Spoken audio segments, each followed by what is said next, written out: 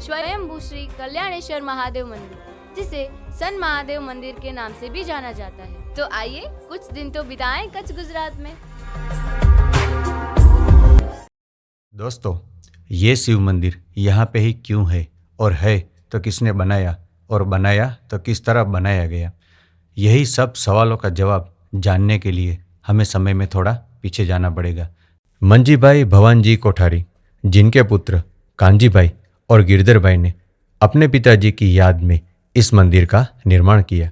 वैसे तो सब शिव मंदिर पूर्वाभिमुख होते हैं, पर हमारा यह सन मंदिर पश्चिमाभिमुख है। मंजीभाई भवानजी कोठारी अपने दयालु स्वभाव से भी जाने जाते थे। वे धर्म में बहुत ही आस्था रखने वाले थे, इसलिए उनके पास बहुत सारी गायें थी। उनके गांव में एक ग्वाला था जो दूसरी गायों के साथ मंजीभाई की गाय को भी जंगल में घास चराने के लिए ले जाता था। मगर थोड़े दिनों से मंजीभाई भवानजी की गाय दूध थोड़ा कम दे रही थी, इसलिए ग्वाला को बुलाकर मंजीभाई पूछने लगे कि ऐसा क्यों हो रहा है, और उन्होंने गाय पर नज़र रखने के लिए भी कहा, और ग्वाले ने भी बिल्कुल ऐसा ही किया जैसा उसे कहा गया था। मगर ग्वाला बहुत ही आश्चर्यचकित रह जाता है जब वो गाय को देखता है। वो देखता है कि गाय जंगल में एक निश्चित जगह पे जाके सूखी जमीन के पास रुक जाती थी और उसके थनों से अपने आप ही दूध की धारा जमीन के ऊपर गिरने लगती थी। ग्वाला तो ये सब देख के चौंक गया और मंजीभाई के पास जाकर पूरी आंखों देखी कहानी सुनाई। गांव वालों के साथ जब मंजीभाई उसी जगह गए जहां गाय रुक जाती थी, और वहां पे उस सूखी जमीन पर से जब पत्तों को हटाया गया और जमीन को खोदा गया, तो वहां से एक स्वयंभू शिवलिंग निकला। इस शिवलिंग को देखकर मंजीभाई के साथ गांव वाले भी सभी भाव विभोर से भर गए। मंजीभाई ने तभी एक छोटी डेयरी बनाकर वहां पे मंदिर बनाने का संकल्प किया। बाद में मंजीभाई की याद में कांजीभाई और गिरधरभाई ने मंदिर बनाने का सोचा। मगर मंदिर बनाना कोई छोटी मोटी बात नहीं है, वो भी उसी टाइम में जब बैलगाड़ी और ऊँट गाड़ी से काम चलता था। मंदिर के लिए जो सामान लाना था वो बहुत ही कठिन था, मगर फिर भी कांजीभाई ने महादेव का नाम लेकर काम शुरू किया। सबसे पहले उन्होंने विष्णु यज्ञ और महारुद्र यज्ञ से शुरुआत की, जिसको संपन्न करने के लिए उन्होंने अड़ोस पड़ोस के गांव से पंडित पुरोहितों को तो बुलाया ही था, साथ में भुज, मुंबई और दूर बनारस से भी सब ब्राह्मणों को ये विधि संपन्न करने के लिए भी आमंत्रित किया। यज्ञ के दौरान जो कोई भी भक्त आते जाते थे वो खाना खाए बगैर कभी जाते नहीं थे। इस यज्ञ के दौरान देवाधिदेव महादेव का एक बड़ा चमत्कार भी देखने मिला। महायज्ञ के दौरान गांव में किसी की भी मौत नहीं हुई थी, जिसकी साक्षी पूरा गांव आज तक भरता है। दोस्तों, यहाँ मैं आपसे ज़रूर कहना चाहूँगा कि पूरे कच्छ में ऐसा यज्ञ पहली बार हुआ जो पूरे 15 दिन चला था। कांजीभाई और गिरधरभाई ने मंदिर में ही गौमुखी और जमुनामुखी कुंडों को भी बड़े भक्ति भाव से बनाया और देवी शीतला माँ का भी मंदिर बनवाया। यहाँ पे आप देश देवी माँ आशापुरा का भी एक स्थापना देख सकते हैं, और साथ में आप छोटी बड़ी गुफाएं भी देख सकते हैं जिनका कोई अंत ही नहीं है। और दोस्तों, इस मंदिर के परिसर में आप धर्मशाला, प्रार्थना हॉल और अतिथि गृह भी देख सकते हैं। तो ये थी सन मंदिर कल्याणेश्वर महादेव से जुड़ी सुनी अनसुनी कहानी। प्रार्थना हॉल है, वहाँ पर बापू ने बैठ के प्रार्थना भी की थी।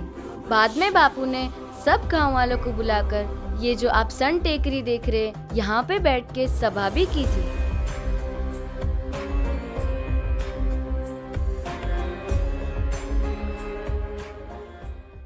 तो दोस्तों, ये थी सन मंदिर कल्याणेश्वर महादेव की वो कहानी जो आपसे छुपी हुई थी। ये जगह अपने ही आप में इतनी पावन है कि किसी यात्रा स्थल से कम नहीं है। आप अपने परिवार के साथ यहाँ पर आ सकते हैं और महादेव का आशीर्वाद भी पा सकते हैं। कल्याणेश्वर महादेव आप सबका कल्याण करे, ऐसी प्रार्थना के साथ मैं टीशा भानुशाली आप सबसे विदा लेती हूँ। धन्यवाद।